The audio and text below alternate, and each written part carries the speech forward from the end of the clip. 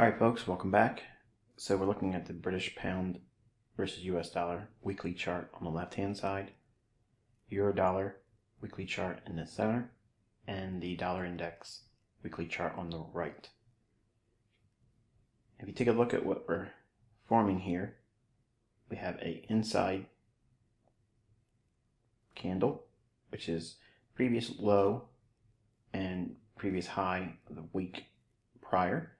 So we're trading inside of the previous week's range. Same thing with the euro dollar. We're below last week's high and above last week's low. And dollar index, we're below last week's high and above last week's low. This, I think, is in part attributed to the Jackson Hole Symposium that begins day 1 tomorrow on Thursday, and then day 2 on Friday, and then finally on Saturday. This can tend to be volatile sometimes. It can create some market volatility that's unexpected, and in other times it can be nothing. So between that and the Fed chair speaking also, it can create this wait and see type environment, which is what we're getting. So we didn't see a continuation on the upside with dollar, and we haven't really completely broken down either to go lower. So we're inside of the previous week's range. I want to remind you that the number one core tenet to you being here in this mentorship and what I'm teaching you is this weekly range. Now, I don't talk about it all the time because I've already preconditioned you through the core content. So we're focusing primarily on this weekly range phenomenon because this is all that anyone would need to find opportunity. But it also brings with it times where the market isn't likely to do anything that energetic. It's not likely to move above the previous week's high or below the previous week's low. Some of it's because of the seasonal tendency. Other factors, like we're waiting to see what impact the Fed chair and the Jackson Hole Symposium would have on the marketplace. And if you look at your economic calendar, you'll see what I'm referring to as far as the Jackson Hole Symposium. What it is like the who's who of the financial world and sector. They come together and they brainstorm, and periodically they'll come out and give statements, and then the media runs with that, and they use it to juice the market or cause a concern, or nothing's really going on, and again you get these lackluster environments around the Jackson Hole Symposium. So it's kind of like the inside club coming together, but no one can really know what impact they're going to have. So we treat it like a non-farm payroll. We treat it like a FOMC type event where it's take a step back, try not to engage, because market moves can occur without any warning, without any kind of rhyme or reason. And the reason why that will happen is because there will be manual intervention, and the algorithm will be interrupted by, again, manual intervention. So they'll create some kind of a wild movement, which in my mind would be welcome at this point because the markets are kind of stagnant.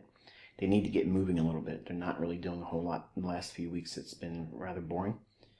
And that's normal for summer doldrums, but I want to see some kind of an energetic move.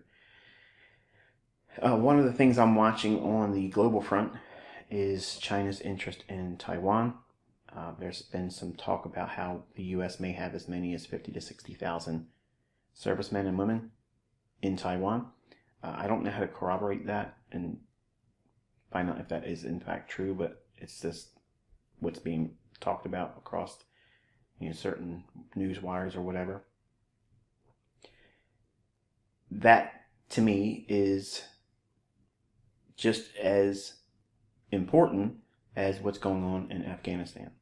Afghanistan, I think, has been a perfectly orchestrated mess up, which was designed by an Obama 2.0. And I think they left those arms over there just in the same way that Obama shipped cash over to Iran.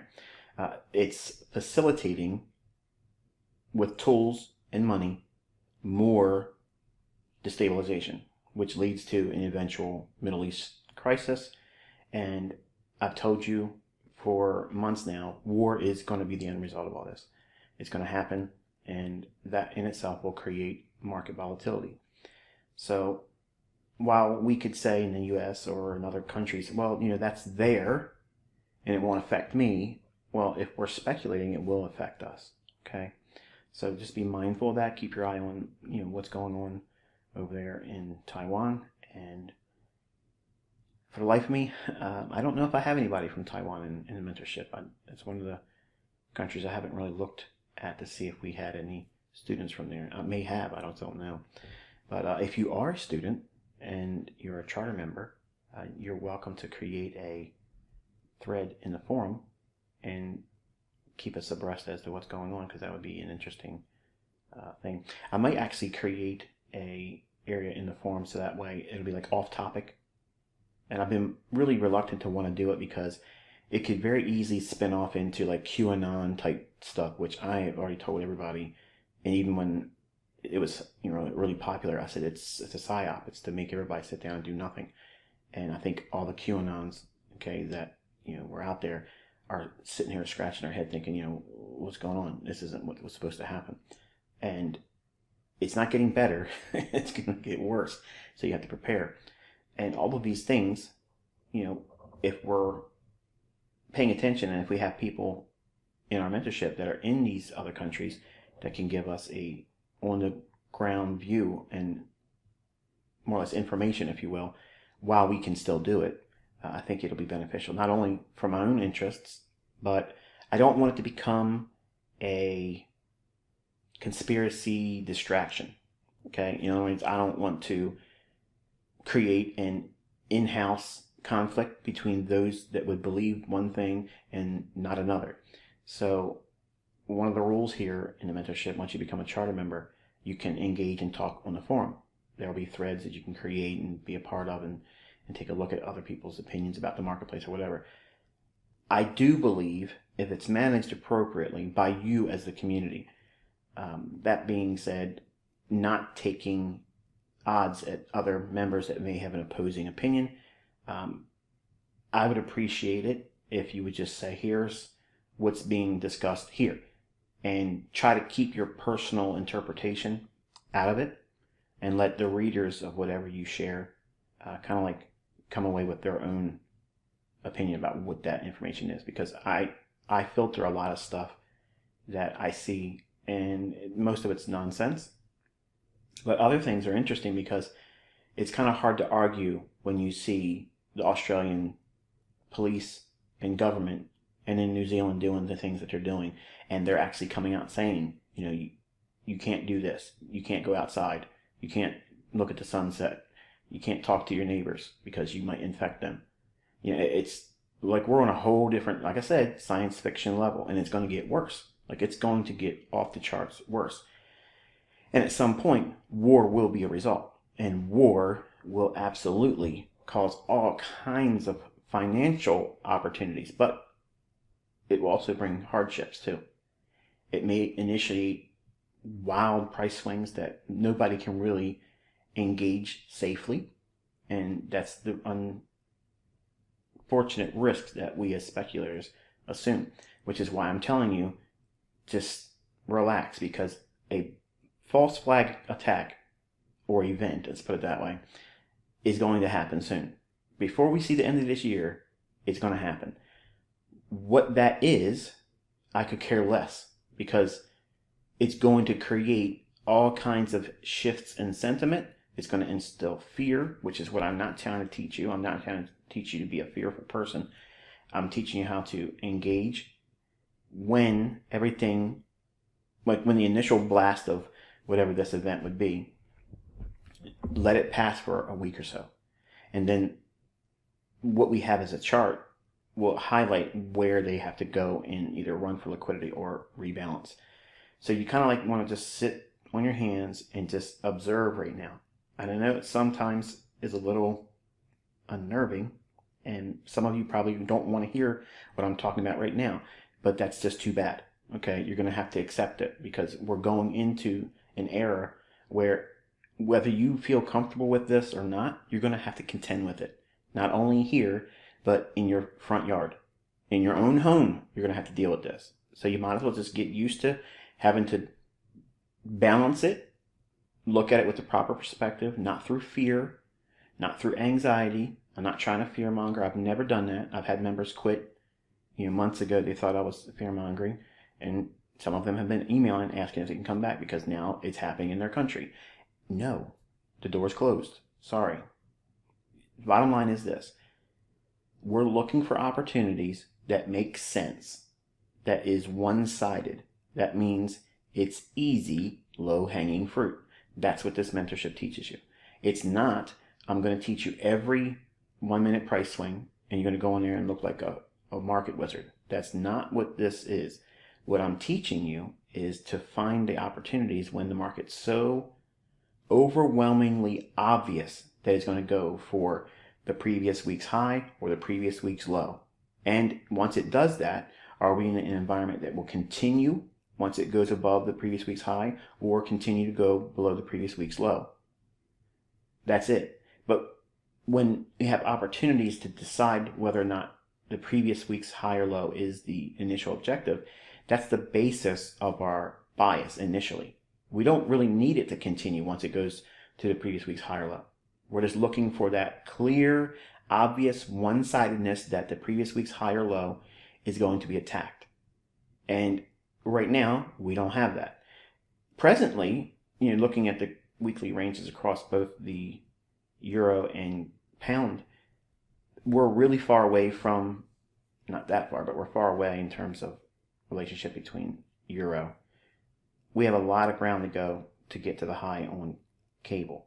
We don't have that much ground to go on euro. And notice that the week prior to last week, it's kind of like relatively equal highs. So we could go above that and go into the mean threshold of the last up close candle on the weekly chart.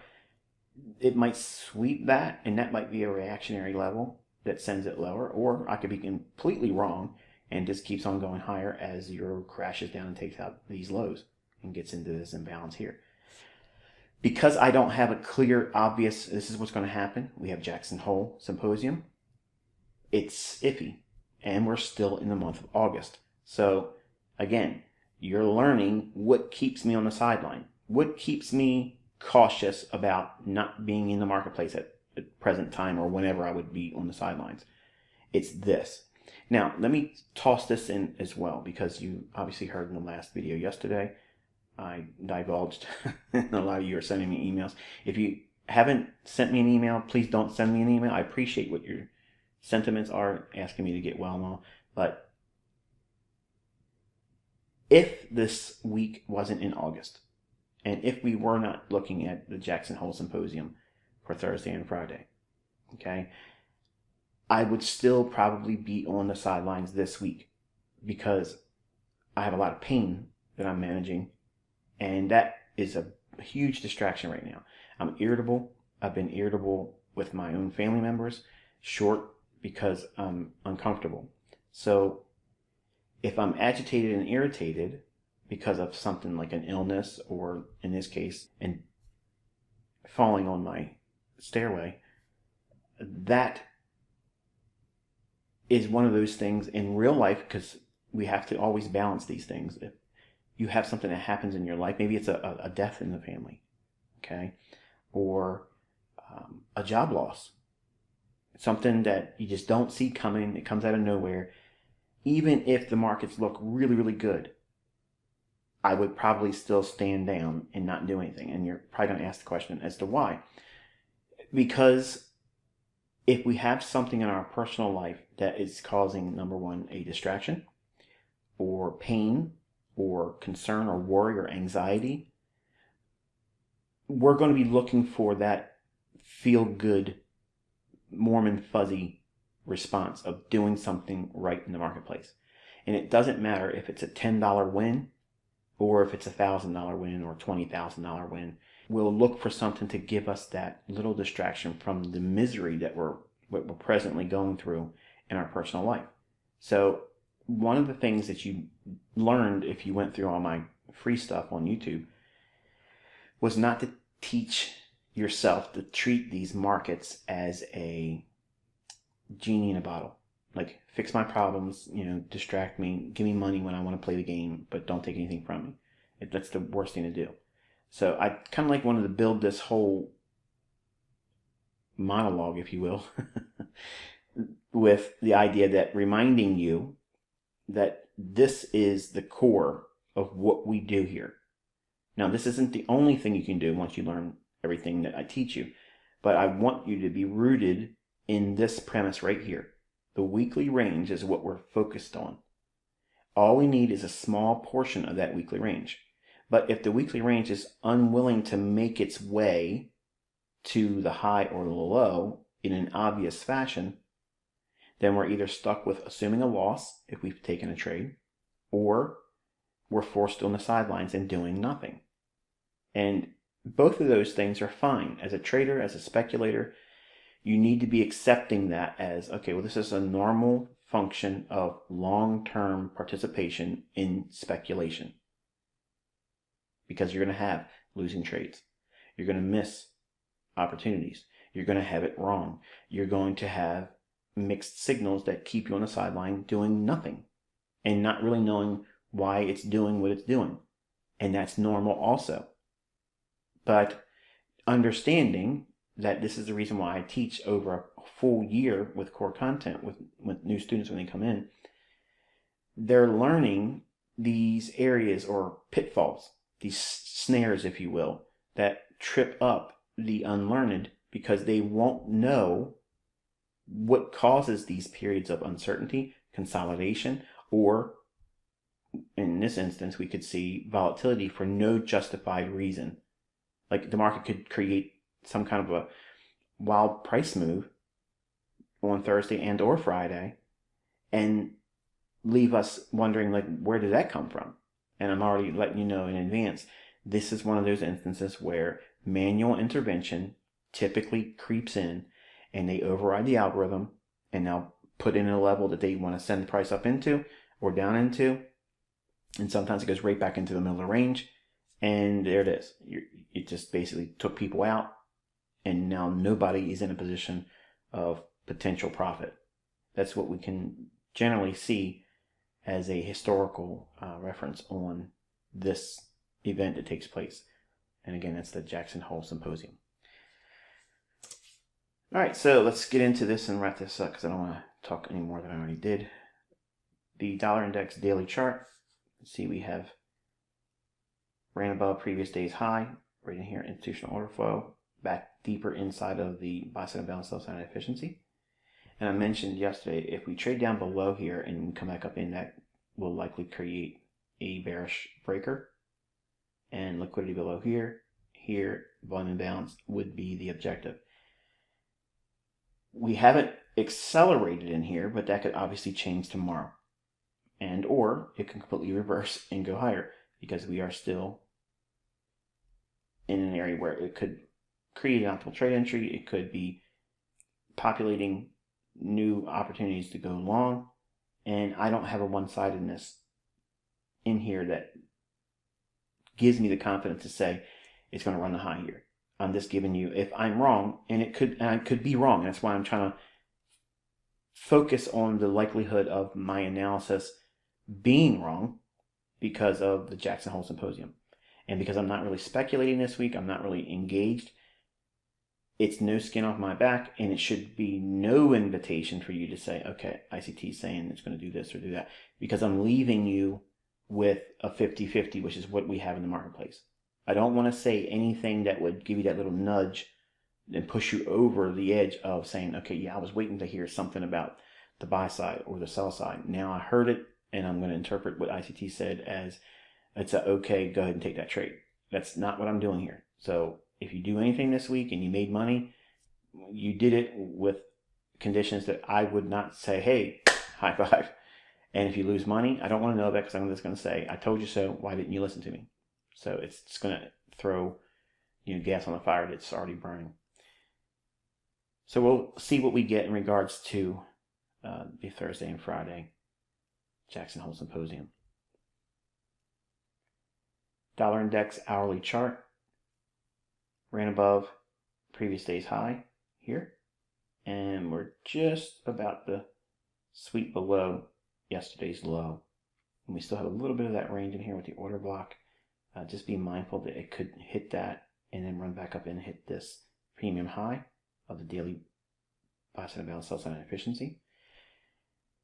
The fact that we have taken this high out here and we've broken down, if we get back above the premium high, that would be bullish. But as long as we remain below the premium high of that daily buy side balance, sell side efficiency, we're bearish. And we might be actually seeing the continuation of a market range sell model that attacks the sell side liquidity resting below here. So again, as long as we're below this level here, think all through here is the likely run with Jackson Hole Symposium's intervention. That would be the run down to take the liquidity. Now, in this environment, this is what could happen.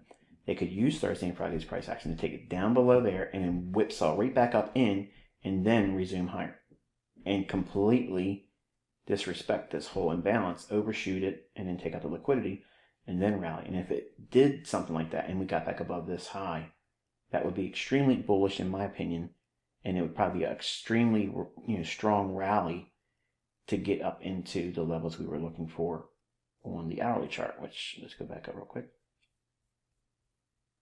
Over here, this high and this high, okay?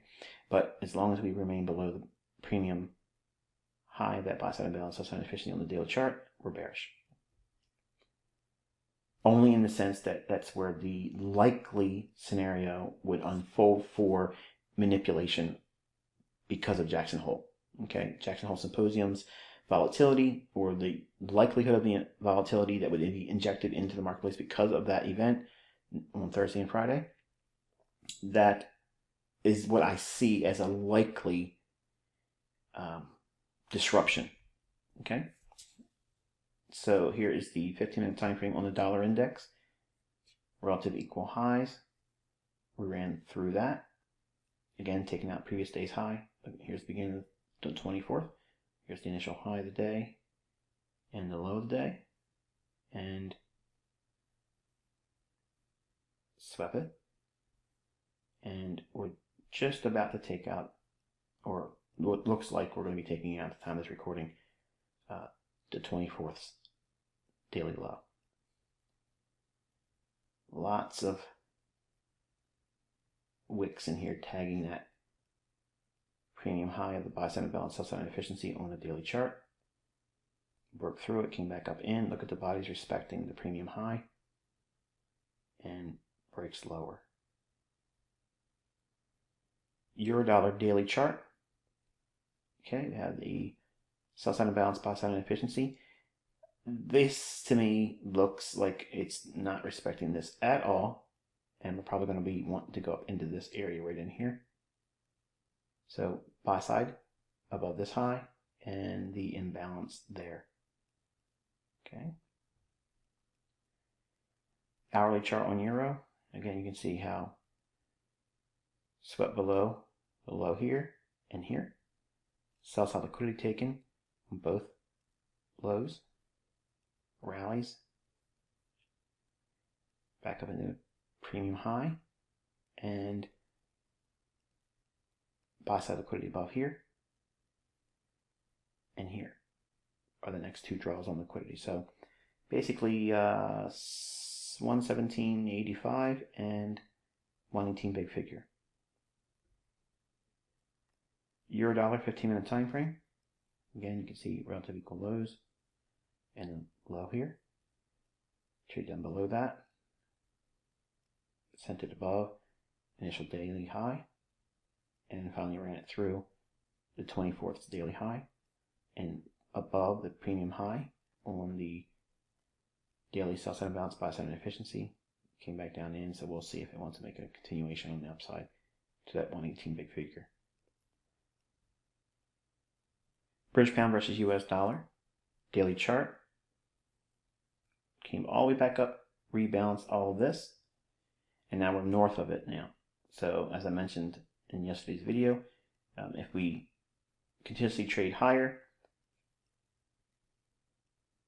liquidity resting in here, and this fair value gap may be the draw. So 140.20, 140.30 in there could be the high level, and basically 140 liquidity may be the draw. And that's assuming, obviously, if we get some major change in the dollar index and it shifts to decisively bearish, then we would be looking for this on cable, because we had the opportunity to go lower below here and we rebalanced, but now we're just continuously moving above. So if we come a little bit higher, come back down into this, this might act as a bullish order block, which sends price higher to take the buy side here, here, and rebalance in this fair value gap. Pound dollar hourly chart. You see we've consolidated. Didn't quite get up into the midpoint. I mentioned that yesterday to watch that, and it didn't quite get there, but it certainly looks like it's going to work its way up there. Now if you look at this swing low and to the highs here, so low to high, that would suggest around that 138.20, 138.15 level as a measured move. Basically think of it like a bull flag. Now I teach you how to look for false bull flags. In this case, it looks like it might actually be a valid one. And what we're looking at here is consolidation, lead the consolidation, come back up, distribution, redistribution, smart money reversal, low risk buy, accumulation, reaccumulation, and we'll look to see if we want to trade above for this buy side liquidity here for that 138.80. So we may be looking at an hourly pound dollar market maker buy model. And finally, pound dollar, 15-minute time frame. See, we traded down below the London low. Consequent encroachment. Rallies. Buy side imbalance, sell side inefficiency, consequent encroachment. Rally. Consolidation before running out the initial high of the day, and look back over here, relative equal highs. This high here, we'll call it 137.45. 10 pips above it would be 55. 20 pips would be 65. And we rallied through it and go 20 pips above, digging into this buy side. And I think that's going to be it. I know it's not what you want. You want me to really point to the obvious and make it really feel good for you to go in and probably operate and engage with it. I'm respecting the level of risk right now. And that's all part of what you're learning here. You're learning how to manage risk. You're learning how to know why to sit still and not feel uncomfortable. If you feel antsy, like I'm missing out, yeah, that's normal. The folks that have been here for a number of years now, they don't feel that itch as bad as the new group is right now. You feel like you need to be trading all the time. You're getting weapons of engagement. Okay, you're learning how to see things before they happen. So you think that every day is the opportunity for you to do something. There is opportunity for you to do something always, but that invitation doesn't always equate to a favorable outcome. And I'm trying to, as a community, get you all to understand there are times when it is so easy. Then it's just a matter of knowing what you want to do. You want to be a scalper, a day trader, short-term trader, swing trader, or a position trader. And there's times where it's 50-50 or even less than 50-50. And those odds are not what we want to focus on. We do not want that. We want to see things so obvious. And we're not looking for trend. Okay? We're not looking for a trending market to make it obvious. We're looking for that one-sidedness that tells us the weekly range is going to expand, bullish or bearish. We know what we're likely to reach for or to rebalance to. And that's it. It's liquidity or rebalancing. And we want one side of the marketplace to be heavier in terms of odds than the other. And if we can make the case for both sides, which is what we can do right now, that's not high probability. And you should be welcoming that. You should feel good that you're learning that, because that's where every retail trader fails. That's where I failed every single time I blew out an account. Every single time I did it, it's because I didn't understand these periods where I felt like, okay, I have time. My family's outside. They're doing things. They went to an amusement park or whatever they're doing. I have time to be in here undisturbed. I'm watching these charts and I'm going to find an opportunity to make money. Well, I found an opportunity and an excuse to get in, but it didn't go where I wanted it to. And because it didn't go where I wanted it to, and it took money from me, that starts the whole process of the loser cycle. I didn't understand at the time why I was wrong, but I was wrong, so I would reverse and go the other way. And then it didn't do that either, and it would take more money from me. Or I went back in with another trade in the same direction, and it reversed that time. And I didn't understand why it wasn't working like I wanted it to, because the market wasn't clearly working towards one side of the marketplace. It was going back and forth.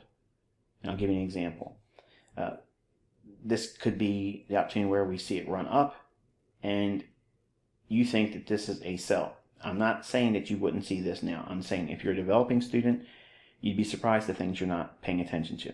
And I'm telling you, in the 90s when I was learning how to trade, I fell victim to a lot of that stuff. Okay, I would chase this, go long, and then it would come down. It would scare me. Once it got to here, I'm thinking it's going to go to my stop. So now I'm going to do what? I'm going to go and cancel that order, protect my position from being stopped out, and then now I'm going to go short. And then it goes up here, scaring me, and then it breaks down. I feel like I've done the right thing.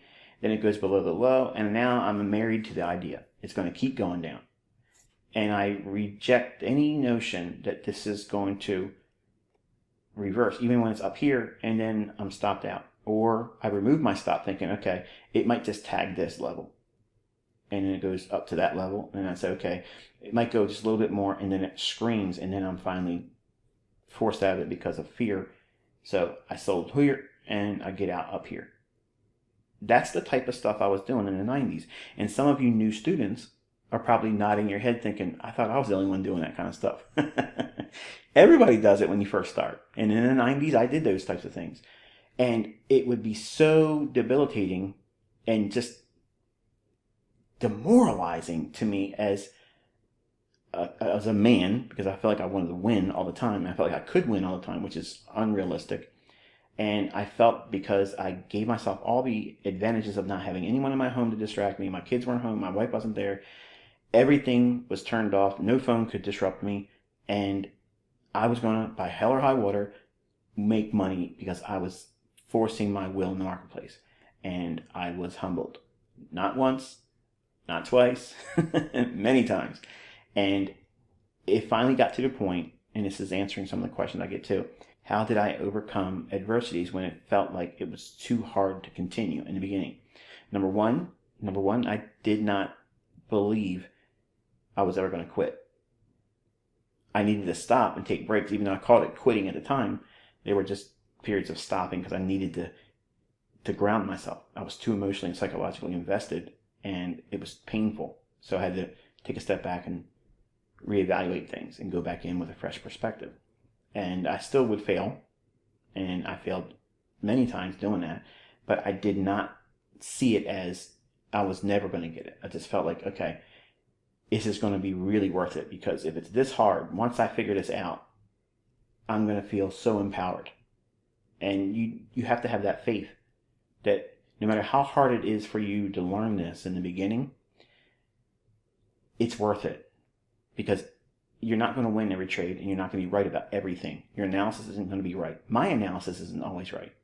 And I'm doing this for a full year. When you come under my tutelage and as a mentor, I'm telling you what I think is going to happen. Not because I'm right all the time, but I want you to remember there are periods in the year that I do not have it right. A lot of you like to pretend that doesn't exist. Okay, like you think, well, I'm going to just focus on the time that he's right, and yeah. And that's cool, and I appreciate that, but I really want you to focus in on the periods where I'm not right. how little that is, but it happens. And it doesn't change the effectiveness of what you're learning. It doesn't diminish my ability to be a fruitful mentor to you. And it teaches you by example that even the best can get it wrong, can miss opportunities. And yes, interbank traders, and I've been getting a lot of questions through Telegram, do interbank traders lose money? Yes. They can lose money because they mismanaged their stop, or they missed the opportunities because they were not engaging when they should have. So just because they're in an interbank capacity and they're aware of what the algorithm is doing does not in any way make them infallible. So as long as the element of human is there, we all have the capacity and the likelihood of messing it up. And that is something that you need to embrace early on. Because if you think that you're going to get to the point where I'm going to be better than ICT, and I'm never going to have the periods that he has where he can't see it. Look, I had that same view. Like, I wanted to go in and figure out where were the times where it was less likely to be accurate, and then I'm going to decipher that period. No, forget about that. Forget that. I lost fortunes trying to do that. It's easier just to recognize the periods where I'm probably going to be wrong. The market's going to be not supportive to very efficient, low risk, easy one-sidedness trading. And if I can identify that, then I'm just going to dial back my risk and or take my hands off the buttons entirely and not trade and just use it as experience, because I can find opportunities throughout the year and engage and find those opportunities that are one-sided. And I want you to be that student that appreciates and focuses on that, because there's enough of that in a year to do what you need to do to build either a secondary income, to pay a bill off each month or a banknote, or if you really work at it hard and you manage your money right, you could build wealth on the markets. You can, but not everybody's going to be able to do that. Some people are going to come in here, learn just how to make enough money to just pay off something that they have as a bill, and they may feel like they failed. I don't see that. I see that as a success, because otherwise, how else would you be paying that? You'd have to go to work and work hours to get that. So it's a matter of balancing and revisiting what's realistic. I'm not trying to promote Instagram lifestyle. I'm not trying to push that on you. I'm not trying to entice you. You don't see any of the things that I have, but I'm showing you in the realist way by having you with me for a full calendar year. When you come under core content, you see where it's strong, where it's weak. We generally have a good feel for where we're going to have problems beforehand, and the majority of the time our analysis is right.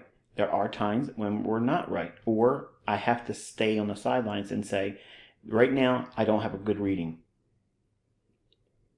Now, if you are a individual here that feels like that's unacceptable, or that's not reasonable for someone that has been doing it as long as I have, or claims to know what I know, I should know everything. No, I've told many times that I'm not omnipotent. I don't know everything. I just know the times when it's likely to be in my favor, strongly in my favor, with a one-sidedness. It makes the analysis easy during those periods. And if you really work hard and you do your work in those periods, you won't need to be stressing about periods like in the month of August or the month of January or even December. You just know when to press your edge, your model, because it's supportive in the current economic climate and seasonal tendency. Right now, as a closing comment, I want you to just remember, okay? Remember the climate that we're in right now. Right now. Every country's economy is getting ravaged. Every currency has no real clear path. The stock market is the only thing that's going up. Okay. You can argue and say, well, crypto is going to be this, and crypto is not stable. It's all over the place. Okay. So that's never going to be a reserve currency. That's never, you might as well get it out of your head, that's not going to be a reserve currency. In the form, at least Bitcoin, it's not going to be. The commodity markets are cooling off, but they will enter another period of explosive moves again. So we're in this transitional period with the most historic level of fear, trepidation, uncertainty, and economic meltdown. And it's not localized to any one nation. It's everywhere. Everywhere. So for the young men and women in here that feel like, no, everybody in here that's been through the mentorship for a number of years, or ICT myself, I should be able to go in here and know exactly what's going to happen. Look, we've never been here before. Like, no trader, nobody has ever been where we all are right now. We're staring out into the abyss. Like, at any time, these currencies could be devalued like that and instantly change the whole lay of the land everywhere and create chaos like you've never seen before. The stock market could go into a free fall just like that, because there's no justification for where it's going. But like I mentioned over a couple of years ago, I said that we would be Venezuela 2.0. And their economy was going to the tank and everything was a mess, but their stock market boomed. And I said we would be the same way. We would see a boom. It doesn't mean that we won't have deep corrections, but ultimately, the wealthy are going to keep doing what they're going to do. And that means they're going to find opportunities to put their money, because their money, they want it moving. They want to have velocity. And velocity is always going to chase yield. And money seeks yield. At some point, the stock market in the U.S. and equities are going to have to pay the piper, because it's so overly inflated, it's ridiculous. And maybe it will be the war, or maybe it will be a civil unrest that balloons up in the United States that causes, great concern. And then the institutional traders will pull funds out in a very quick fashion, and then it'll pull the rug out from underneath everything, and then it'll collapse. I don't know where that collapse is, just so we know. But we're talking in honesty here. I think that we could potentially see a deep correction. If we go into another lockdown, if they say that the U.S. is going into another lockdown, forget about it. It's going to be a deep dive. And if they do put us in lockdown, I think it's going to be far longer than what we went through the last time. So that's the abyss that we all stare into. The uncertainty of, where are we? Where are we going? Stocks have never been where they're at right now. Indices have never been where they're at. I get so many questions by mentorship students. Where's the top in S&P? Where's the top in the Dow Jones? When is the stock market going to crash? Well, I don't know. Like, where is the ceiling? I don't know. Like, we're just about there, at 4,500 on S&P. That's crazy. Are we looking for a quick mad dash to 5,000? Maybe. Do we fail to get to 5,000 and pull a Bitcoin 20,000 and have a deep dive before ever coming back up there again? I don't know. So now more than ever, you need to be very nimble about what it is you're trying to do in these charts and in your trades, because it's easy to get wrapped up in the hysteria, okay, or the pandemonium. Remember when Bitcoin was going all straight up and I was given 50,000 and 60,000 as my yearly target. I said I just can't see anything more. It went a little bit past 60,000, and then what happened? It corrected deeply. Now, I don't believe personally that Bitcoin is going to 100,000 this year. That's my personal belief. I have nothing to substantiate that. It's just my personal belief. I just don't see it happening, because I believe if we do have the problems that looks like we're going to encounter and have to deal with, whether we want to deal with it or not, these things are happening. Okay, look at the folks in Australia. Okay, if you're a charter member and you're seeing things that you've never seen before, and like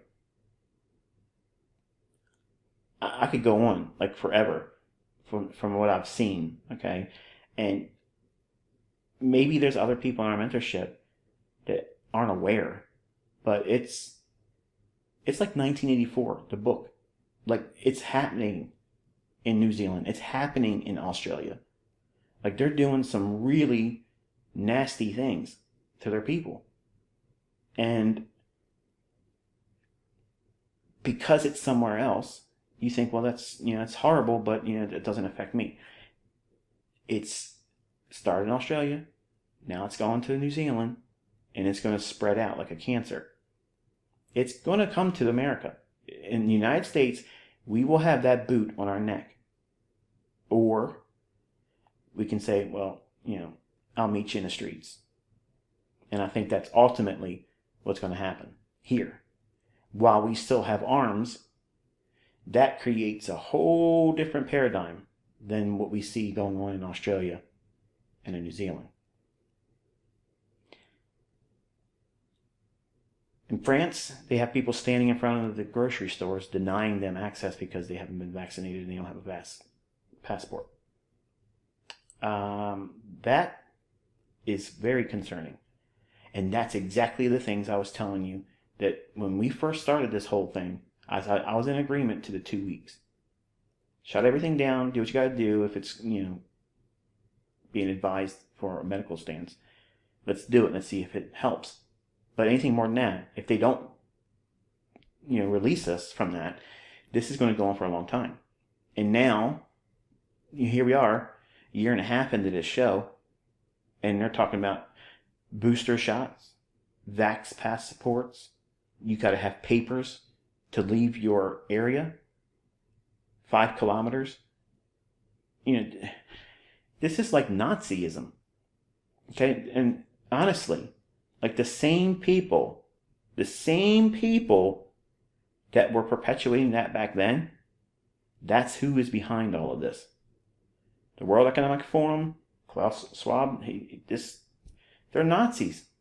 They are Nazis, okay? And that brood is who I turn my back from. I don't want to be associated with any of that. But they're tightening their grip on everything in the world. And there will be a time that you're going to be forced to make a decision. And I told you, and I've been consistent, I'm not complying.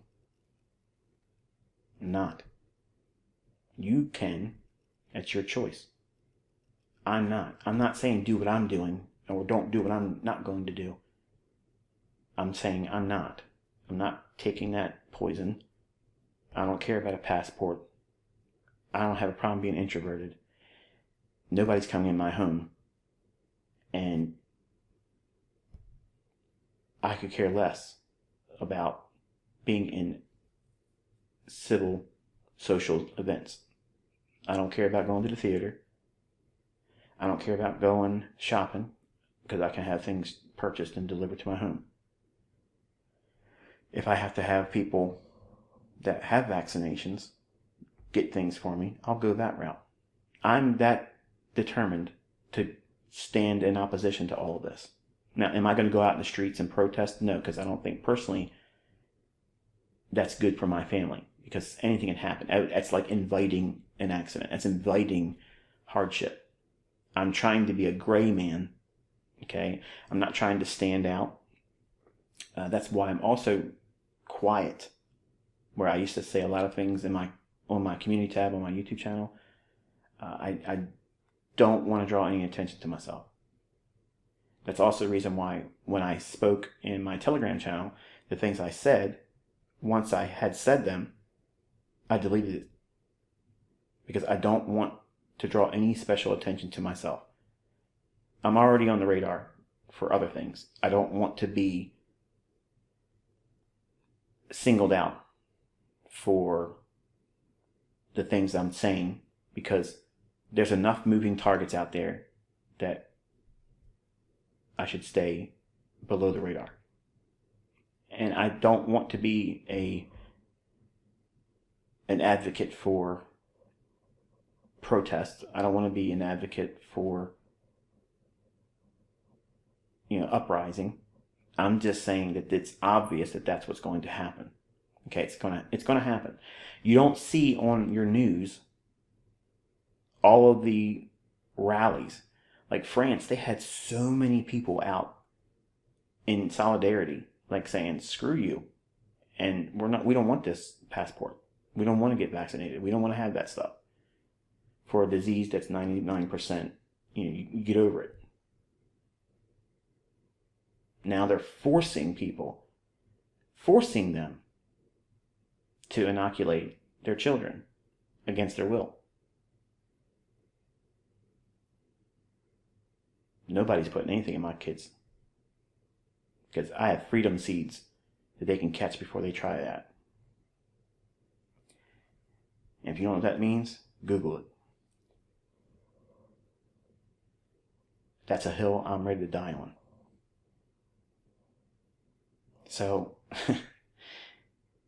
for the young people that probably don't have children, you're millennials, and you think it's all about the roulette table of pushing buttons and you're going to win money here. There's far more at stake right now than there has ever been. And it's not conspiracy. Look around, man. Look around. It's getting science fiction level. You're being told you can't do anything but stay in your house. If you're vaccinated, you still have to wear a mask. And you have to get more shots. And it's madness. Like, it is madness. I was talking to my cousin last night, and he's a heavy Trump supporter. And I'm indifferent, because I think they're all part of the same club, one side of the same coin. And it was startling to see how oblivious he was to everything. And it's because he trusts whatever comes across the television in the United States, and it's only what they want you to see. Like, they're not going to show the protests in other countries where everybody's pouring out into the streets saying, hell no, we don't want this, and we don't want this passport crap. If you submit to this, you are absolutely giving your whole life and existence and your family freedom away, and it will never be given back. And people that are aware of what's going on know this. They've seen it coming. A lot of us seen this coming. And I warned about this very thing, because they won't waste this opportunity. And everybody laughed. Everybody had jokes. And I can tell you, there's a lot of people that have emailed me and stated, man, I thought you were nuts. I thought you were mad. I thought you were, talking out your backside. And I made jokes, and I want to apologize. Look, I get it. But that's irrelevant. You got to get your house in order. And part of the house being in order is not looking at these charts as an escape, like trying to get money. It's an escape by studying and keeping yourself constantly learning, constantly getting better at reading the charts, but also respecting the level of risk and knowing not to do something because it's not likely to pan out in your favor. And it's comforting and rewarding to know that you could have an observation in the marketplace, but because of the current climate and the uncertainty and the high level of risk, I'm not going to engage, but this is what I think is going to happen. And when you're wrong and you see that you're wrong, you don't look at that as, oh man, I suck, I'm never going to get this. You think to yourself, wow, I am so proud of myself because I thought I saw something there, but my experience and my development and growth told me that not to engage would be the better management of risk. And because it would have failed and I didn't lose money, this is winning. This is progress. Because there's going to be a time in the future that I will not be with you. And you'll have to do these things on your own. And you'll have to rely on what I'm showing you. Throughout the year, there's periods of uncertainty, things that creep in the marketplace, and or maybe, just maybe, things are absolutely changing across the entire horizon on a financial scale. And maybe a whole entirely new monetary system may be underway. Or not. I don't personally know for certain.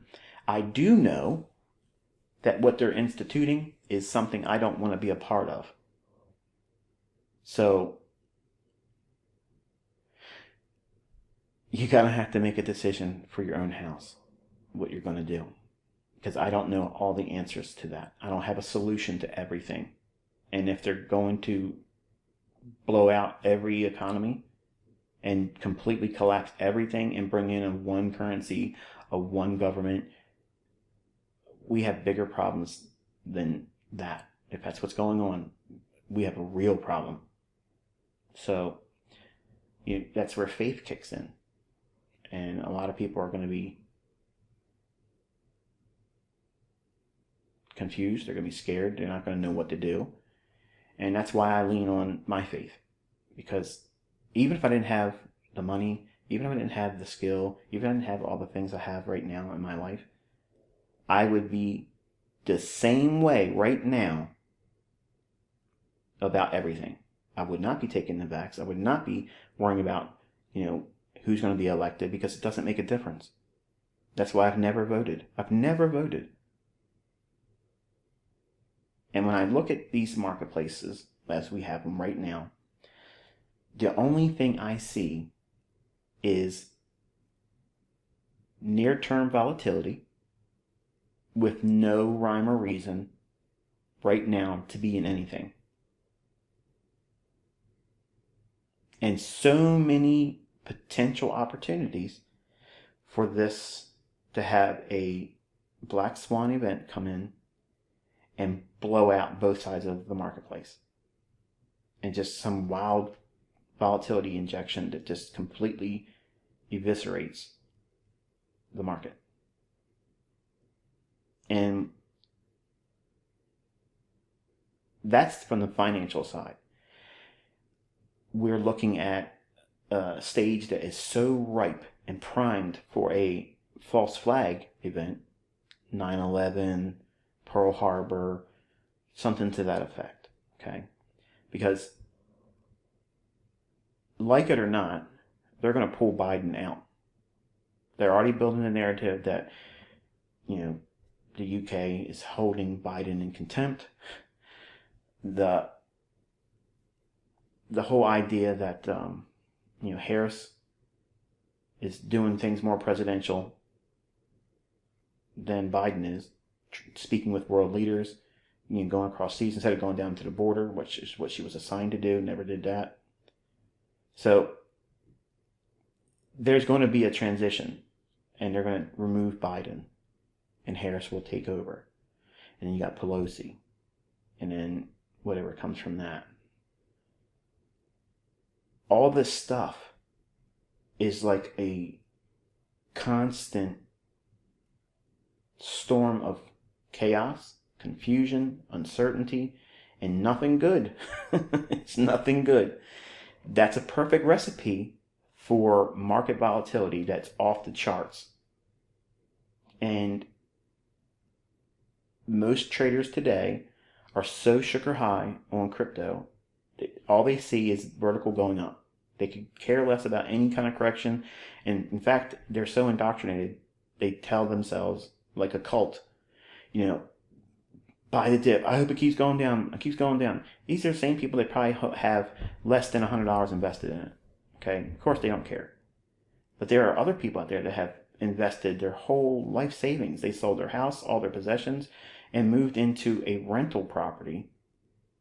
And they have all their money banking on crypto, Bitcoin, everything going to whatever. Like, I just can't stress it enough how perfectly primed these markets are for utter chaos. And if you're caught off guard and you're on the wrong side of the marketplace when that happens, there's nothing I can do. There's nothing you can do. Your stop losses will not work. And that's something that I don't want any of you to endure. Because that completely takes you out of the game. Or at least it could. And adding to all of the other hardships that's going on right now, it's avoidable. Okay? It's absolutely avoidable. My focus and my attention, okay, is watching the commodity markets. I'm watching those commodity markets because what the dollar index does over the next 90 days sets the tone for how much we're going to see in terms of huge market moves in the commodities. Like, food is not done being attacked.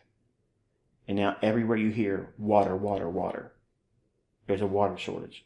Remember I told you when they created the water futures contract in trading? That's not a good thing. That was an opportunity for those that know what you're learning from me, that there's going to be a problem with water. They're going to manipulate everything. Yes, there's a drought. Yes, water levels are extremely low. Extremely low. But they're going to exaggerate it. And it's going to create fear. And they're going to turn water off. And they're going to turn the opportunity for irrigation of crops off.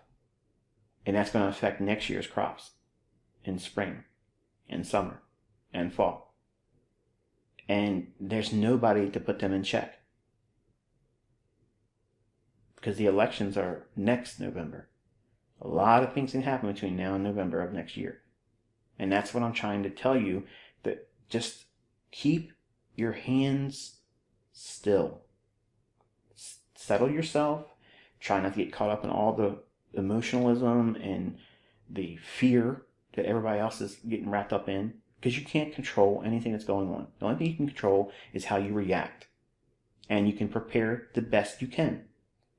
I get emails all the time. I don't have a lot of money, Michael, to do like what you're saying. You say you have this much food.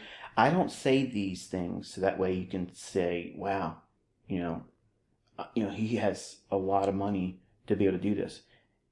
You can go to the dollar store and buy up a lot of things at the dollar store. There's canned goods there. There's frozen foods there. They're not the best in nutritional value, but I'll tell you right now, if it came to going hungry or eat that garbage that they sell in those stores, I would eat that stuff. I would. But I've been preparing for years.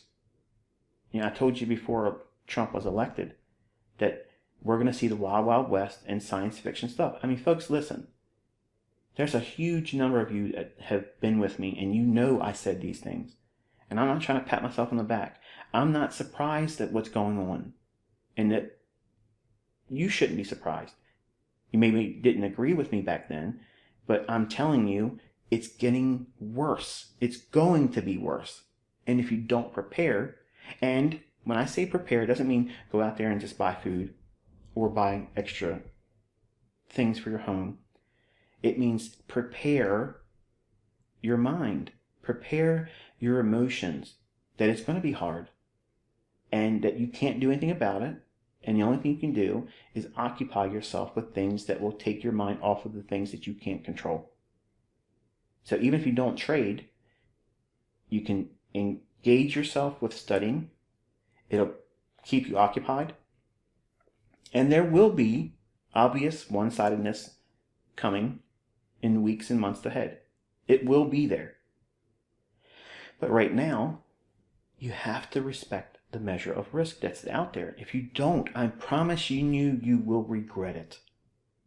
And it's something that no matter how much I talk after you endure something like that, there's a lot of folks that have that problem of not listening to me, creating a problem for themselves. They hurt themselves. And then when they listen to me, like I'm talking to you now, counseling you, assuring you that what you're doing, even though it doesn't feel comfortable or the right thing to do, it is the right thing to do.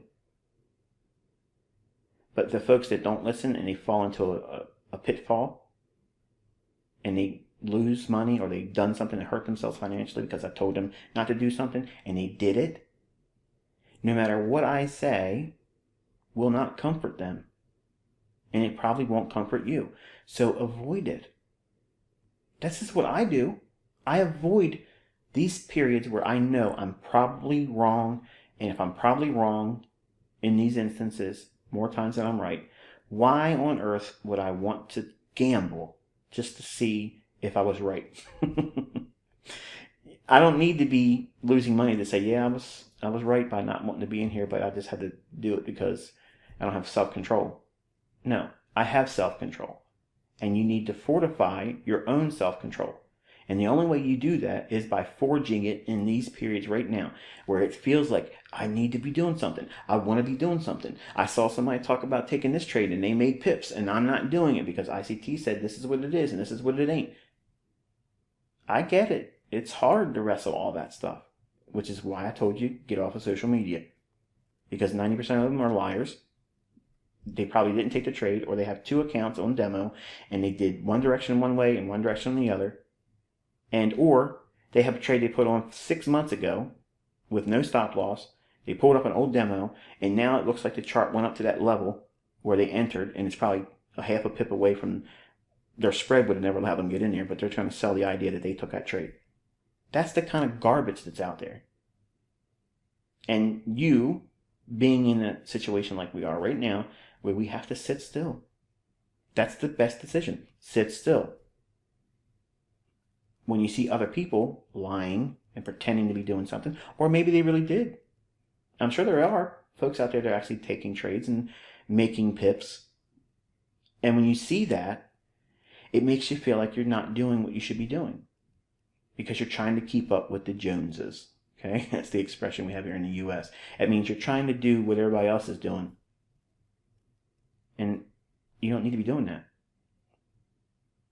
Do what you can and avoid the things that you can't do or shouldn't do.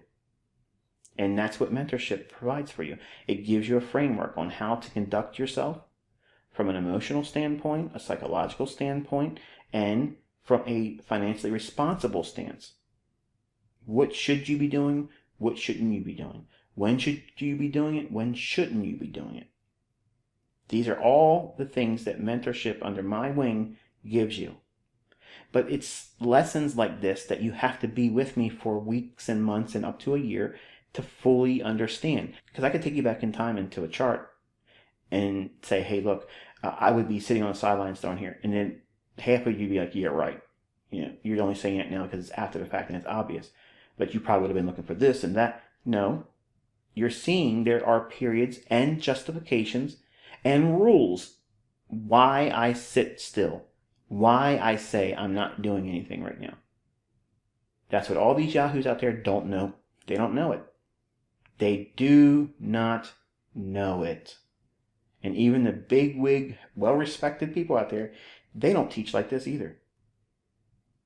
Name them. They don't teach like this. They all have things that get you into a trade. They never teach you when you should not be trading. Nobody teaches that. There's no trading books that tell you that. There's no educators out there doing that. There's no workshops. There's no seminars. There's no webinars. There's no services. Nobody teaches like this. because the majority of them don't have nearly 30 years experience. They all just started last summer or a couple years ago when I started a YouTube channel's video series. Okay, that's the basis of most of what you're seeing today. Echoes. And you are in a position of advantage. As much as it may not feel like it is, sometimes it feels like you're not going forward. It feels like you're going backwards or feeling stagnant. That is growth. And that's a growing pain, because there's going to be times when you aren't listening to my voice, because anything can happen, folks. Tomorrow's not promised to anybody, and I'm included in that. We may not be able to communicate. They may change things, and the internet is disrupted. And you'll have to rely on the downloaded videos that you have to remind you of the things like I'm telling you right now. These are the meat and potato discussions. Okay, these are the hard medicine. It's bitter to swallow, but it's good for you. These are the times where you sit down, like, because in my mind, I'm talking to my children right now. Okay, all of you probably think I'm sitting down just talking to just you individually, but it's me in my mind talking to my children.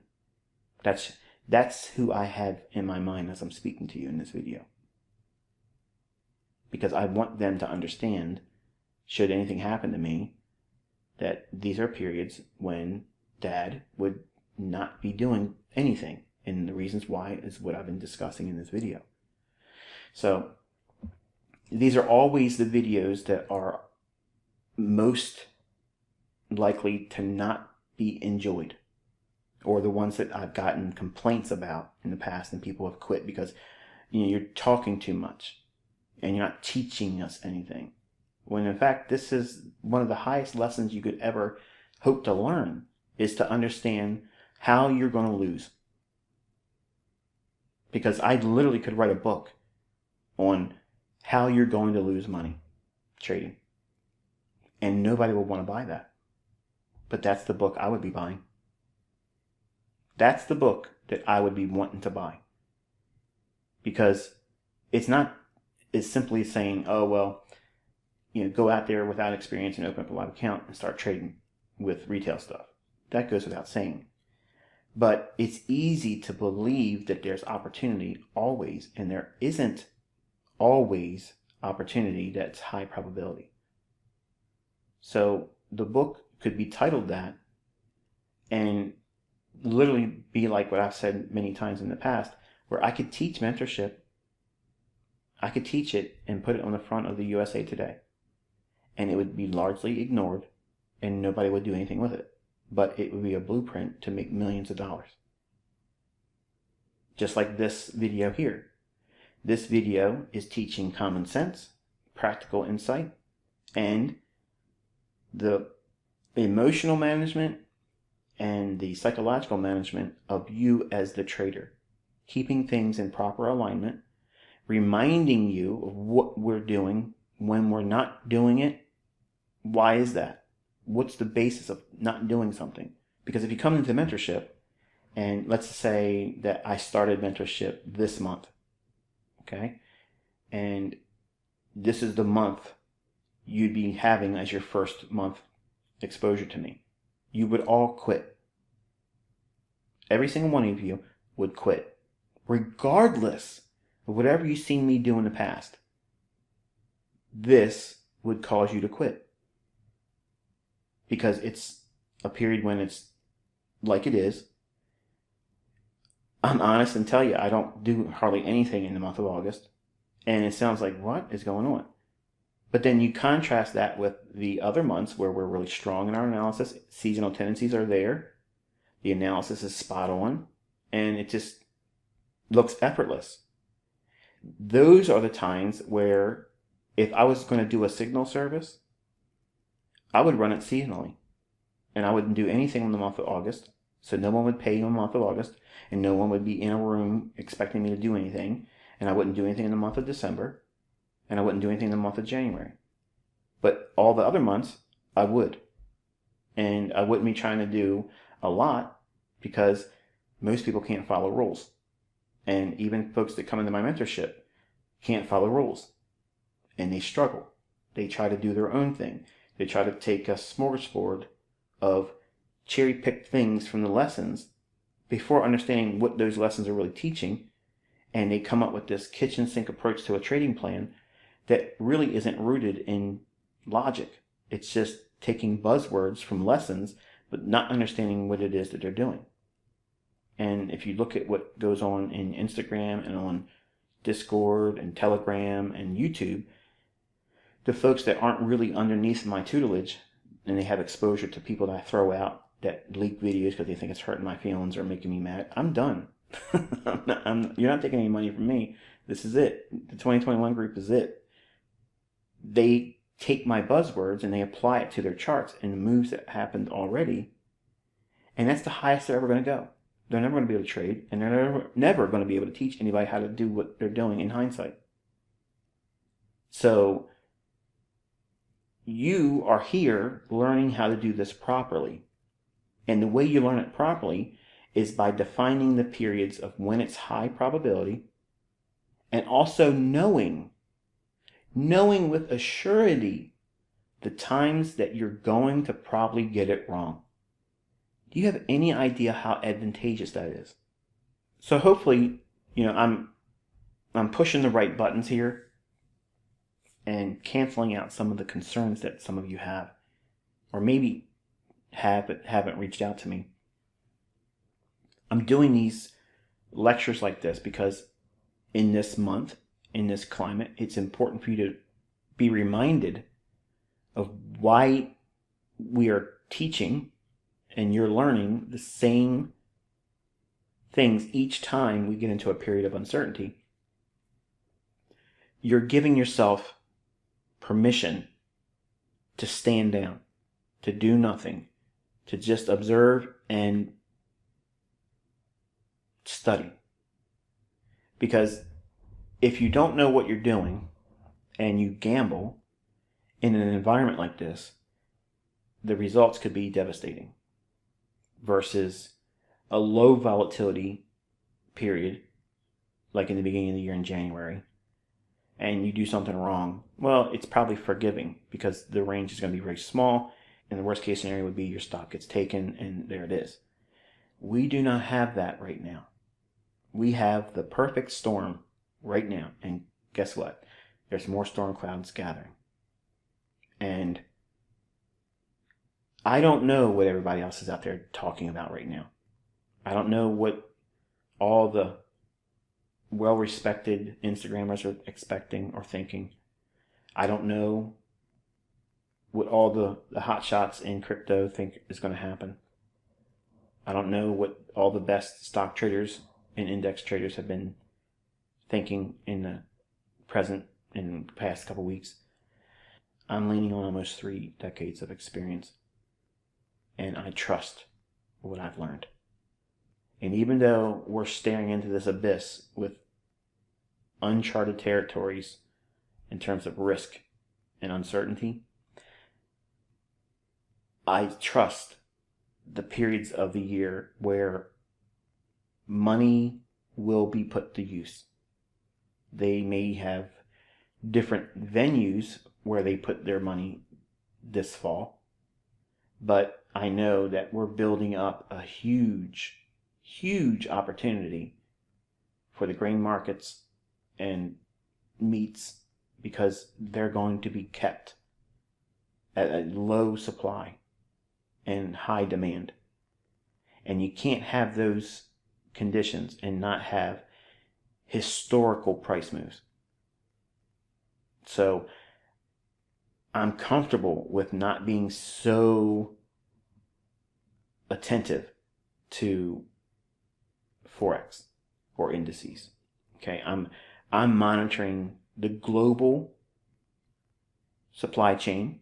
I'm monitoring the decrease in resources and the ability to grow food, because growing food is important, not just in America, but everywhere. And if it's affected and disrupted, That's a perfect trade. Like that's the perfect trade. And I don't want to miss this opportunity. Like this is a once in a lifetime opportunity. And I've talked about it in the past, earlier in this year. And some of you flipped out and said, we're missing it. You didn't even tell us what options to buy. This is just setting it up. All this is just the preamble. It's the build up to it. It's the 2022 crops. Those are the ones that are going to be destroyed. They're just not going to have the numbers. And countries are coming out saying they're not going to get that much meat imported. They're not going to anticipate that much yield. And we're being told that, the farmers are saying they can't get that much water. Like, think about it. Read the headlines. It's like reading the tea leaves. Water shortage. You're not going to be able to do this. You're not going to be able to do that. Okay.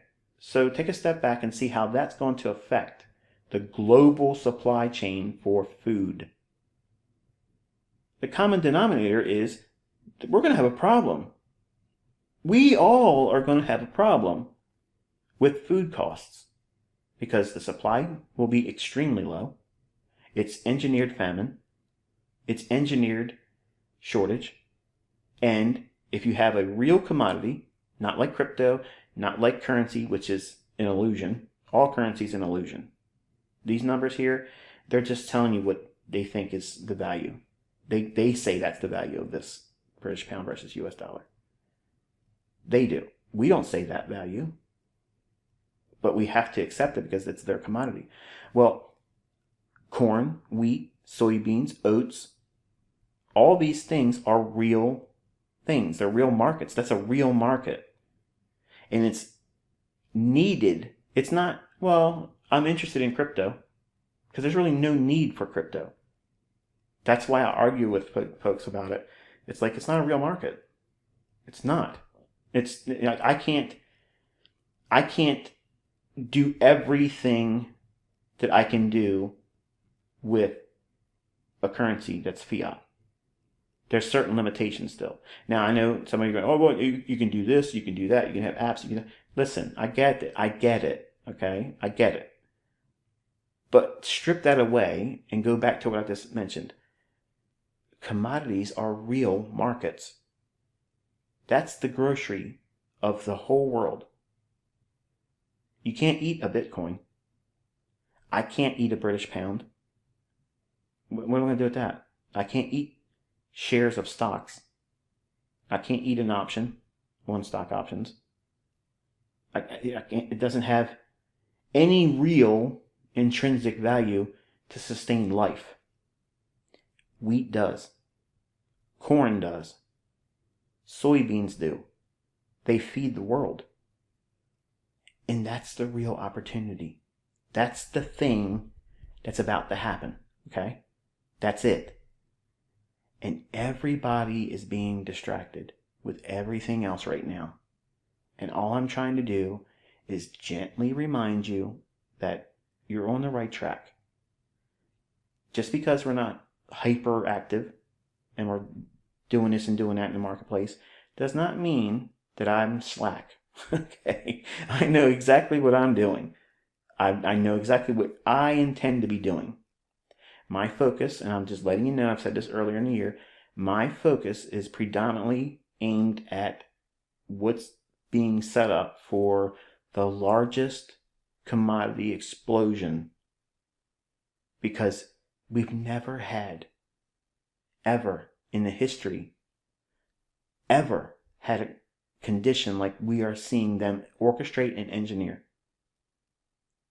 They're paying farmers to turn their crops over and threatening removing their subsidies. They're telling them you're not going to have water to irrigate your crops because there's a water shortage. Okay, just with those two things alone, that's enough to drive the markets wild. Now you have the drought and you have COVID. People can't work. They don't want to work because they're getting paid to stay home. Folks, listen, I know a lot of you aren't versed in economics and you're not versed in things that make these markets what they are.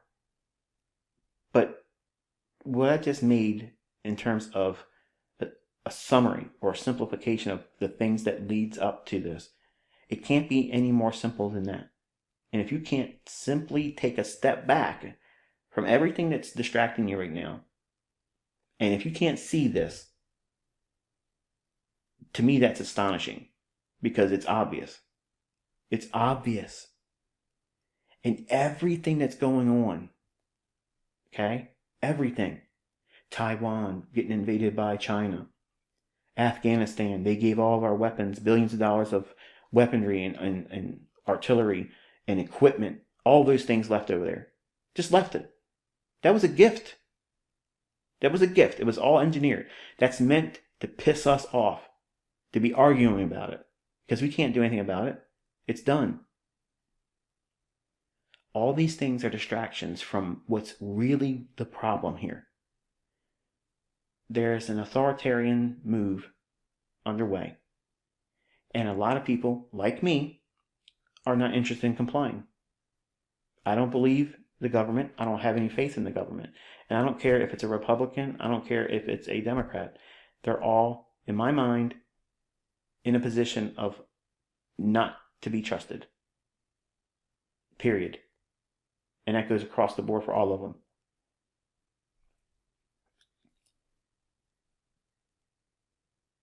Those individuals at the top that call themselves elites, they're not elites, but they like to believe they are.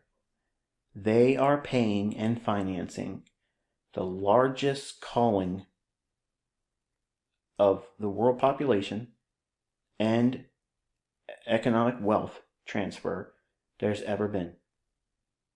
And you control people when you control the food. People can get out there and stream and, put videos on there. This is what we're doing in the streets and all that stuff. But if there's no food,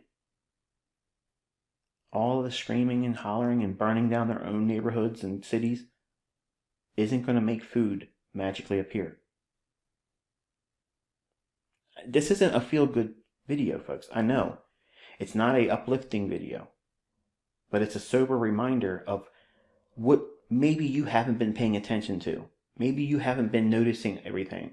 Maybe you haven't been listening to me or been believing any of this stuff. And maybe it hasn't hit your area, your country, your neighborhood, your house yet. But it's coming, and it's going to. And if you aren't prepared for it, it's going to completely disrupt your whole thought process. It's going to bring on anxiety, likely, and confusion, and you're probably going to feel a rush or a desire to want to reach out to me in an email, and your email isn't going to stand out amongst the tens of thousands of emails I'm getting a month now. And it's going to make it even harder for you to deal with, because it's going to feel like he doesn't care. But that's not true, because I'm talking to you still, right now. I've been trying to prep all of you for this the best way I can. I'm showing you how to find opportunities to make money. I'm showing you how to avoid losing. How do you avoid losing? This video. Knowing what creates these periods of the year, or around what events, and what the market looks like. What we're looking for. How do we know when it's a good opportunity and when it's high probability? Because it's one-sided. It's going to run to expand bullishly on the weekly range or bearishly on the weekly range. That's it. That's it. That's all you need. You don't need to know what a trend is for 5 years, weekly chart looking at the last 6 months. I don't care about all that. What's the weekly range going to reach for? A bullish run? Previous high of the previous week? Or previous low of the previous week? That's all you need. There's enough pips in that. How much simpler can I make it? That's easy. That's an easy thing to do. And it's always available to you in terms of looking at the market like that, but nobody ever does it. Now they do now because they've been trained by me. But you don't need to know the trend. Okay? I'm not a trend trader. I am a liquidity specialist. That's it. That's all I'm focusing on. So, if this video hit you like I was aiming for, it has hopefully reminded you that periods of stillness, uncertainty, are periods of growth. That is maturity as a speculator. That is something that if you get into this industry and you lose a lot of money, you will really appreciate these understandings and teachings and lectures, because it frees up your mind to accept the fact that, yeah, there really are times when I shouldn't be doing anything. And to know why you shouldn't be doing it is empowerment. It's not weakness. It is not weakness. It's not lack of knowing. It's knowing that you shouldn't be doing it.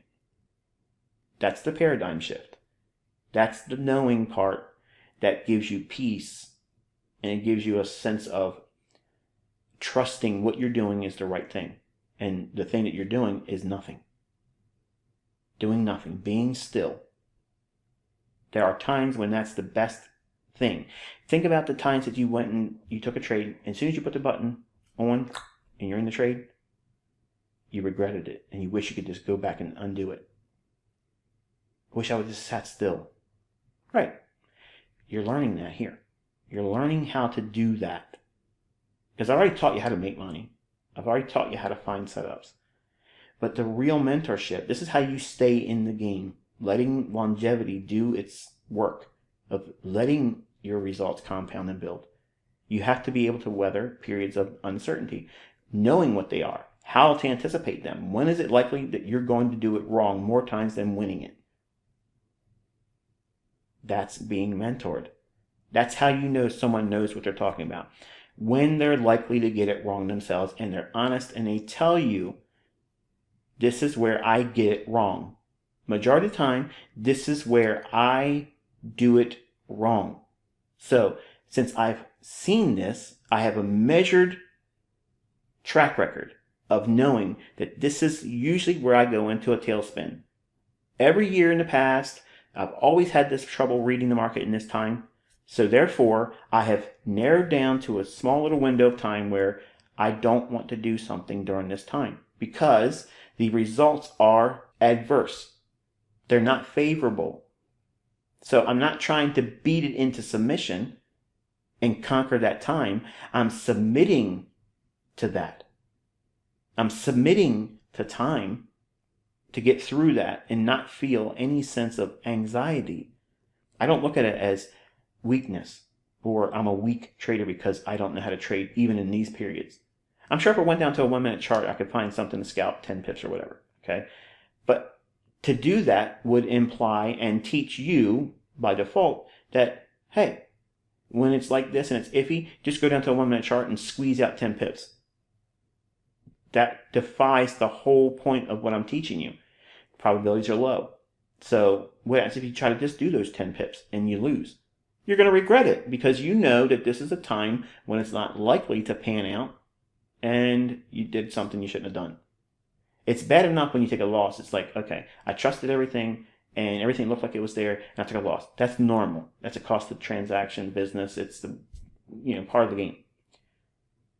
It's altogether something different when you know that you should not be doing it. Don't take a trade at all, but you just go in there and do it anyway.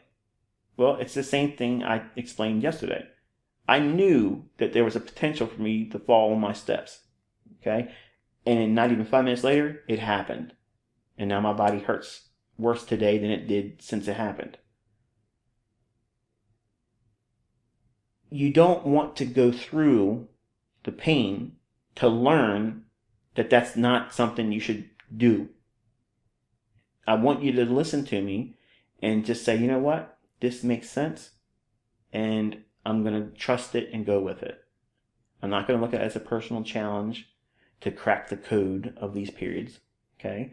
Why? Why even bother with that? There's so many other times that you can do very, very well with little effort. Low-hanging fruit, man. Don't think that you need to complicate this. It might seem very complicated while you're going through core content and you're being trained.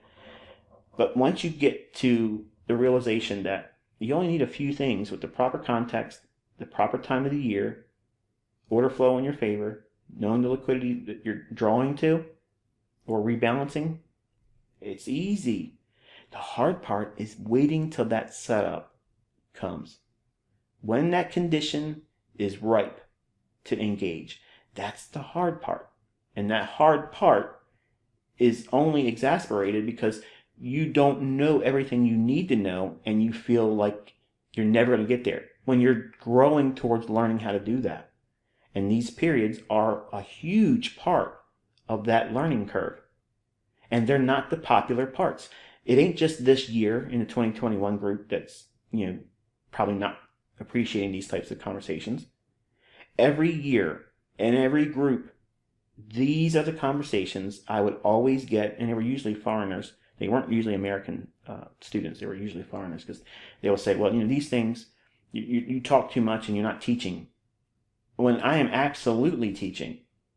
I'm teaching some of the best things I wish I could have understood in my early years because I could get lucky for long periods of time.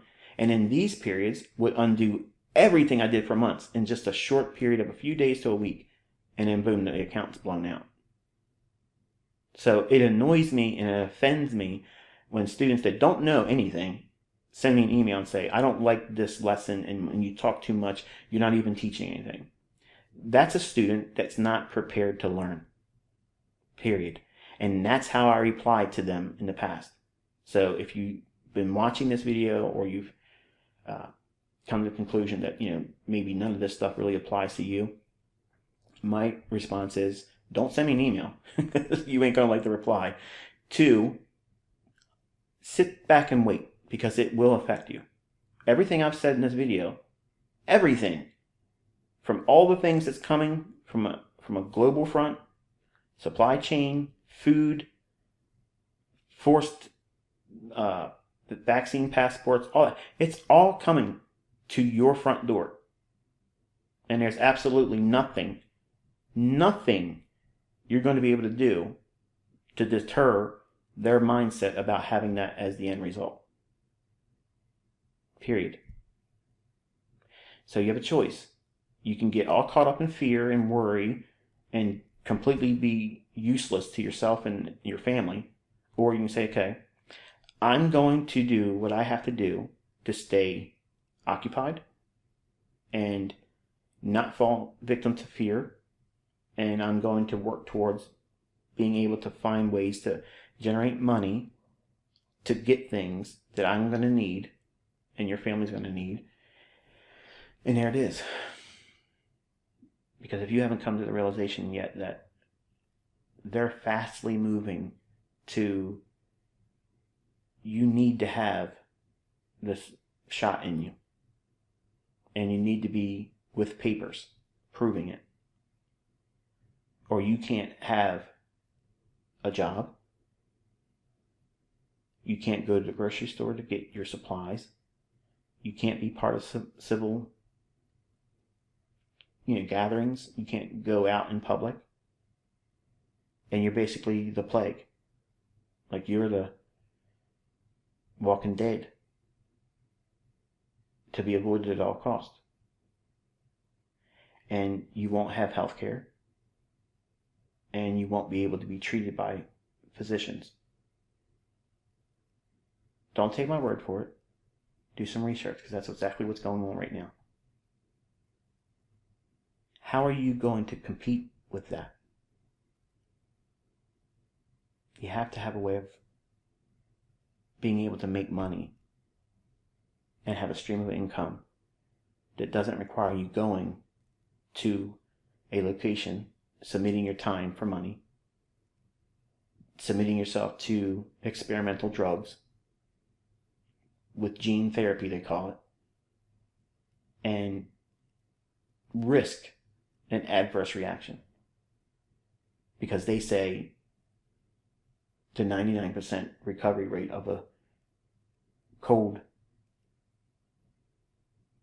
requires you to have this done to you, or you can't be part of society. Like, to me, that's madness. My whole life I've been introverted. So I'm prepared for this. And I don't like being told what to do. So this whole thing, to me, I take it personal. It's like, I'm going to do whatever I can to thumb my nose to the whole movement. And if I can empower you to be able to withstand what's coming, then praise God. But I don't know everything. And I'm not promising or guaranteeing that this is going to be the solution.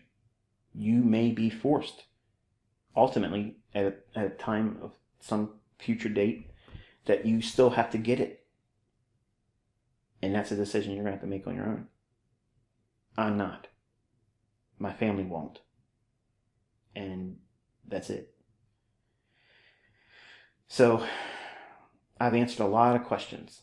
I've covered a lot of things that were given to me by my staff that were coming up a lot in the last 2 months or so. And I kind of gave you my blanket approach to responding to all of it. Obviously, I could be much more ferocious in some of the things that we talked about tonight, but I tried to be as palatable as possible. I know I probably still rubbed some of you wrong. Some of you in here that have really hard opinions about vaccinations or your specific party of choice, Democrat or Republican. I'm not here to be a part of a club or a group. Okay, I'm not a team mentality kind of guy. So I'm rogue. I'm out there. I'm an outlier. I stay on the outside because I don't want to be in the herd. And I look at myself as a predator, not prey. And that sometimes comes across as abrasive, arrogant, belligerent, rude, obtuse. But I try to be as a straight shooter as I can. And you may not agree with what I tell you in regards to certain things. But I want you to respect the level of honesty I have and my personal convictions.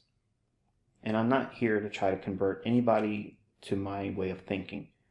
I'm just telling you what's on my mind, what I'm dealing with when I'm looking at these charts, what I'm preparing for, how I am preparing for it, why I'm staying still, when I'm staying still. So I'm managing all of these things. So it may not be the answer that some of you want. Okay, so in closing, just think about this. Maybe you were expecting a highly technical thing that leads to why I do this or that, or don't do this and don't do that. What I explained to you in this video is what it is. And I gave you the supporting factors that are weighing on my decisions. So you pay for knowing how I navigate emotionally, psychologically through the marketplace, what I'm looking at that I view as problematic for me as a speculator, what is advantageous for me as a speculator. So that way it's not always morphing and changing. You'll see that every year when we go into these periods, it's the same thing. I'm not creating new excuses for something. I'm showing you what I do and how I live and how I've been living, engaging almost 30 years in the marketplace. Following these markets with the same ideas each year, going in with the same expectations, and giving myself permission to be active certain times and taking away the permission for me to engage during other times. And hopefully it starts to make more sense when you look at it that way and not try to look at it as, he didn't answer it the way I wanted him to answer it. When I'm giving you the honest, no bones, no fluff, this is what it is. And now it's even more of a impact to learn this when you're trading, because we're moving into a era where if you don't know when to sit still, you could be done real fast, sorted and dusted real quick. So that's going to be it for this one. Obviously, it doesn't leave you with a feel good, warm, and fuzzy. But this is the teacher that you need. You need someone that's not going to lie to you. You need someone that's going to tell you without sugar. No lacing it with sweetness to make it easy to swallow. This is what it is. And you have to be ready to engage it and stare it right in its face and say, I don't know what's coming, but I know how I'm going to conduct myself. I know how I'm going to rely on the things I've learned, and I'm going to rely on the things that have shown itself effective. I don't know every move that's going to come. I don't need to know every move that's going to come. I don't need to fear getting stopped out, because I know that I have a process and a model and plan to weather that. And even though these setbacks are normal and they're not pleasant, they're not fun, they are just part of the overall process, and I will engage for years to come, and they will be many in my long career as a speculator, but they will not deter me from my end result or goal. And that's the only thing we can do as a trader. That's it. That's the mindset. You forge that, knowing when to engage, when not to engage, and why. And that's it. That's all you have to really worry about. And it's not an easy thing. It's hard, especially if you're new. It's very hard.